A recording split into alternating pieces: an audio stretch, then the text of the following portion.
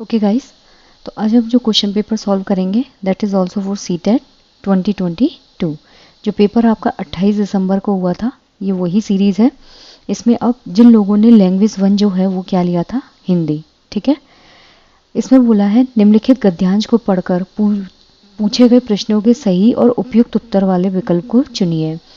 हमारे जल स्रोतों में अनेक उद्योगशालाओं के अपद्रव्य आकर घुल रहे हैं जो उसे विषैला बना रहे हैं। वायुमंडल में CO2 की मात्रा तो बढ़ रही है, साथ ही साथ अनेक विषैली गैसें भी सांस लेने वाली ऑक्सीजन गैस के प्रतिशत को प्रभावित कर रही हैं। सामान्य तौर पर देखें तो यदि एक कमरे में लकड़ी के कोयले और जलती लकड़ी का धुआं फैल जाए और कुछ समय के लिए प्राणवायु ना मिले तो ऐसे वातावरण में व्यक्ति की कुछ ही समय में मृत्यु हो सकती है। तो फिर बड़ी बड़ी उद्योगशालाओं के आसपास बसी हुई बस्तियों का, वहाँ के रहने वालों का क्या हाल होगा। आज हमारा पर्यावरण जितना प्रदूषित, विकारग्रस्त और प्राणलेवा होता जा रहा है, यदि इसके कारणों पर विचार करें तो मेन कारण औद्योगिकीकरण की निरंतर बढ़ती प्रवृत्ति और विभिन्न प्रकार के आणविक परीक्षणों का दुखद परिणाम माना जा सकता है। अब इसमें पहला क्वेश्चन पूछा है, that is your question number 91। जो जल स्रोत होते हैं उनको विषैला बनाने का मेन कारण क्या है। कल कारखानों से निकलने वाला अपशिष्ट, उद्योग से निकलने वाला धुआं, उद्योग से निकलने वाली ध्वनियाँ और उद्योग से निकलने वाले मजदूर। तो इसका जो करेक्ट आंसर होगा दैट इज ऑप्शन नंबर 1। जो इंडस्ट्रियलाइजेशन है, वहाँ से जो धुआं निकलता है वो हमारे एनवायरनमेंट को सबसे ज़्यादा अफेक्ट करता है। वायु में ऑक्सीजन की मात्रा को प्रभावित करने वाले प्रमुख कारक हैं केवल CO2, केवल CO, कार्बन डाइऑक्साइड और अनेक विषैली गैसें, केवल नाइट्रोजन। तो इसका जो करेक्ट आंसर होगा दैट इज ऑप्शन नंबर 3। जो CO2 होती है और उसके साथ दूसरी जितनी भी विषैली गैसें होती हैं वो ऑक्सीजन को प्रभावित करती हैं। नेक्स्ट है क्वेश्चन नंबर 93। कार्बन डाइऑक्साइड के साथ साथ अनेक विषैली गैसें भी सांस लेने वाली ऑक्सीजन के प्रतिशत को प्रभावित कर रही हैं। इस वाक्य का आशय है कार्बन डाइऑक्साइड तथा अन्य विषैली गैसें वायु में ऑक्सीजन गैस के प्रतिशत को बढ़ा रही हैं, नहीं, वायु में ऑक्सीजन गैस के प्रतिशत को घटा रही हैं। ऑक्सीजन गैस का प्रतिशत पहले जैसा ही बना रहता है या फिर उसके प्रतिशत पर कोई भी प्रभाव नहीं डालती। तो यहाँ पर जो ऑब्वियसली करेक्ट आंसर होगा that is option number 2। In questions में समझाने लायक ऐसा कुछ है नहीं है। पर्यावरण पर नकारात्मक प्रभाव डालने वाला मेन कारण है उद्योगों की संख्या में अनवरत वृद्धि और आणविक परीक्षण, परमाणु परीक्षण और बढ़ती हुई जनसंख्या। तो इसका जो करेक्ट आंसर है दैट इज ऑप्शन नंबर 2। आप देख रहे होंगे कि बाय द टाइम धीरे धीरे इंडस्ट्रीज़ पे इंडस्ट्रीज़ लगती जा रही हैं, ठीक है, और मॉलिक्यूलर टेस्ट जैसे जैसे होते जा रहे हैं वैसे वैसे एनवायरनमेंट में पोल्यूशन बढ़ता जा रहा है। नेक्स्ट है फिर बड़ी बड़ी उद्योगशालाओं के आसपास बसी हुई बस्तियों का, वहाँ के रहने वालों का क्या हाल होगा। इससे तात्पर्य है बड़े बड़े कारखानों के आसपास की जो बस्तियाँ हैं उनमें लोगों पर पर्यावरण प्रदूषण का बुरा प्रभाव पड़ेगा। बुनियादी सुविधाएं उपलब्ध नहीं होंगी, स्वास्थ्य सुविधाएं उपलब्ध नहीं होंगी और साफ सफाई जो है उसका अभाव होगा। तो इस क्वेश्चन का जो करेक्ट आंसर है दैट इज ऑप्शन नंबर 1। लोग जो हैं उन पर पर्यावरण प्रदूषण का सबसे ज़्यादा बुरा प्रभाव पड़ेगा। जब बड़ी बड़ी उद्योगशाला के आसपास जो बस्तियाँ बनी हुई हैं तो वहाँ पे क्या होगा, धुआं आएगा, वो उनके डायरेक्ट कॉन्टैक्ट में आएंगे तो उससे क्या होगा, उनकी हेल्थ पे असर पड़ेगा। नेक्स्ट है क्वेश्चन नंबर 96। यदि कुछ समय के लिए प्राणवायु ना मिले तो व्यक्ति की कुछ ही समय में मौत हो जाती है। रेखांकित पद के स्थान पर प्रयुक्त कर सकते हैं वायु, शीतल वायु, ऑक्सीजन और कार्बन डाइऑक्साइड। और ऑब्वियस क्वेश्चन है कि जो प्राणवायु होता है वो हम किसको बोलते हैं, ऑक्सीजन को, ठीक है। नेक्स्ट है क्वेश्चन नंबर 97। पर्यावरण का संधि विच्छेद है परि प्लस आवरण, ठीक है। So the option 3 is correct answer. Next है क्वेश्चन नंबर 98। दुखद परिणाम में रेखांकित पद विशेषण है, इसमें संज्ञा शब्द बनेगा। जो दुखद शब्द है वो अंडरलाइंड है, ठीक है, ये विशेषण है। किसकी विशेषता बता रहा है, परिणाम की। इससे संज्ञा शब्द क्या बनेगा, दुखी इंसान, ये भी विशेषण है। दुख भाववाचक संज्ञा, दुखदपूर्ण सूचना, सूचना की विशेषता बताएगा। दारुण, तो इसका जो करेक्ट आंसर होगा दैट इज ऑप्शन नंबर 2, ठीक है। दुख का क्या होता है, भाव होता है, भाव क्या है, भाववाचक संज्ञा। नेक्स्ट है समूह से भिन्न शब्द युग्म है बड़ी बड़ी, आस पास, साथ साथ और पास पास। तो इस क्वेश्चन का जो करेक्ट आंसर होगा दैट इज ऑप्शन नंबर 2। इसमें देखिए दोनों वर्ड कॉमन है, बड़ी बड़ी इसमें दोनों वर्ड कॉमन है, साथ साथ इसमें दोनों वर्ड कॉमन है, एक जैसे ही है, रिपीटेड वर्ड है। लेकिन जो आसपास है ये अलग है और ये अलग है। So the option 2 is correct. Next है, निम्नलिखित कविता को पढ़कर पूछे गए प्रश्नों के सही उत्तर वाले विकल्प को चुनिए। आते ही उपकार याद हे माता तेरा, हो जाता मन मुग्ध भक्ति भाव का प्रेरा, तू पूजा के योग्य कीर्ति तेरी हम गावें, मन तो होता तुझे उठाकर शीश चढ़ावें। वह शक्ति कहाँ क्या करें क्यों हमको लज्जा ना हो, हम मातृभूमि केवल तुझे शीश झुका सकते हैं। इस कविता में किसे संबोधित किया गया है? माता को, धरती को, मातृभूमि को और विदेश को। तो इस क्वेश्चन का जो करेक्ट आंसर होगा दैट इज ऑप्शन नंबर 3। ये देखिए, हम मातृभूमि, तो ये किसको डेडिकेट किया है? मातृभूमि को। नेक्स्ट है क्वेश्चन नंबर 101। कवि को किस बात का दुख है? अपनी मातृभूमि के लिए भक्त ना बनने का, अपनी मातृभूमि का सर ऊंचा ना करने का, अपनी मातृभूमि को हरित ना बना सके, अपनी मातृभूमि को प्रेम ना करने का। तो इसका जो करेक्ट आंसर है दैट इज ऑप्शन नंबर 2। जो कवि है वो अपनी मातृभूमि का सर ऊंचा नहीं कर सके। ठीक है। नेक्स्ट है क्वेश्चन नंबर 102। नेक्स्ट है क्वेश्चन नंबर 102। कविता में किस स्थिति की ओर संकेत किया गया है? भक्त की हानि, कीर्ति गायन, परतंत्रता और स्वतंत्रता। तो इसका जो करेक्ट आंसर होगा दैट इज परतंत्रता। जो कविता है उसमें बेसिकली क्या बताया गया है कि हम परतंत्र हैं। ठीक है।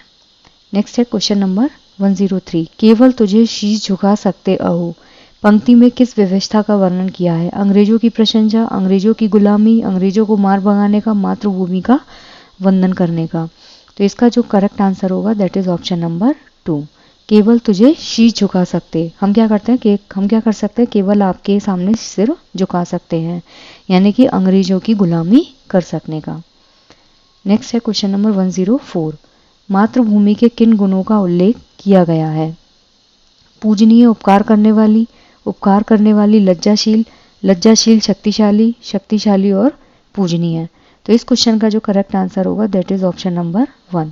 जो मातृभूमि है वो पूजनीय है, वो उपकार करने वाली है। नेक्स्ट है क्वेश्चन नंबर 105। जो कीर्ति है उसका समानार्थी शब्द है अद्वितीय, विलक्षण, भजन और यश। कीर्ति क्या होती है? जब कोई इंसान फेमस होता है। तो इसका जो करेक्ट आंसर होगा that is option number 4।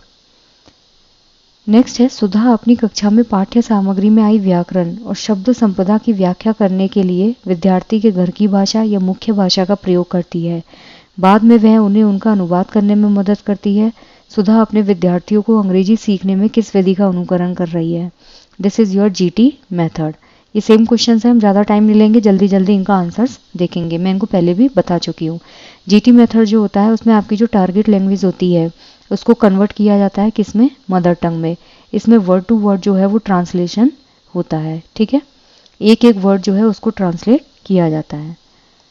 Next है, क्यूमिन्स के अनुसार सामाजिक भाषा को और किस नाम से जाना जाता है? खेल का मैदान, कक्षा कक्ष, भाषा प्रयोगशाला और समाचार वाचन की भाषा। तो इसका जो करेक्ट आंसर होगा खेल के मैदान की भाषा, क्योंकि वो आपकी डेली बेसिस की भाषा होती है, जिसे हम बोलते हैं बिक्स। ये क्या होता है? बेसिक इंटरपर्सनल लैंग्वेज होती है जो आप नॉर्मली एक दूसरे से बात करते वक्त यूज़ करते हैं। स्वनिम जागरूकता इस बात की समझ है कि भाषा की ध्वनि को पहचाना जा सकता है, इसे अलग किया जा सकता है और स्थिति के अनुसार डाला जा सकता है। तो इसका जो करेक्ट आंसर होगा दैट इज ऑप्शन नंबर 2। ठीक है, भाषा में स्वर होते हैं, ये अलग चीज़ है। ध्वनियों को याद करने की आवश्यकता है नहीं, ध्वनियाँ पहचानी नहीं जा सकती, ध्वनियाँ पहचानी जा सकती हैं। लेकिन जो स्वर्णिम जागरूकता होती है, जब आपको फोनेटिक क्लियर होंगे, आपको स्वरों का ज्ञान होगा, तभी तो आप किसी भी वर्ड को उसी लय के साथ पढ़ पाएंगे। रेखा अपने विद्यार्थियों को आरंभ, मध्य और अंत की ध्वनियों को अलग अलग कर पहचानने में मदद कर रही है। इस तरह से वह उनके किस पहलू को मजबूत कर रही है? ध्वन्यात्मक जागरूकता, आकृति मूलक जागरूकता, चित्र मूलक और व्याकरण जागरूकता। तो इसका जो करेक्ट आंसर होगा दैट इज ऑप्शन नंबर 1। ठीक है, जैसे मान लीजिए यहाँ मैंने लिखा है अमरूद। ठीक है, अब इसको मैं पहली ध्वनि को मैं अलग करूंगी, बीच की ध्वनि को अलग करूंगी और लास्ट की ध्वनि को अलग करूंगी। तो इससे क्या होगा? बच्चे के कॉन्सेप्ट्स क्लियर हो जाएंगे कि स्वर कैसे है। समीना अपने विद्यार्थियों के लिए पठन के समय बहुत से चित्र और दृश्यों का उपयोग करती है। दृश्यात्मकता उसके विद्यार्थियों को कैसे मदद करेगी? जो विजुअलाइजेशन है वो कैसे मदद करेगा? जिस विचार बिंदु के बारे में सोच रहे हैं उसे समझने में पाठ्य सामग्री को बेहतर तरीके से समझने के लिए उसका चित्र बनाने में, पाठ्य सामग्री से जुड़ी फिल्म को बेहतर तरीके से समझने में, और अपने पठन संबंधी गृह कार्य को अच्छी तरह से योजना बनाने में। तो इसका जो करेक्ट आंसर होगा दैट इज ऑप्शन नंबर 2।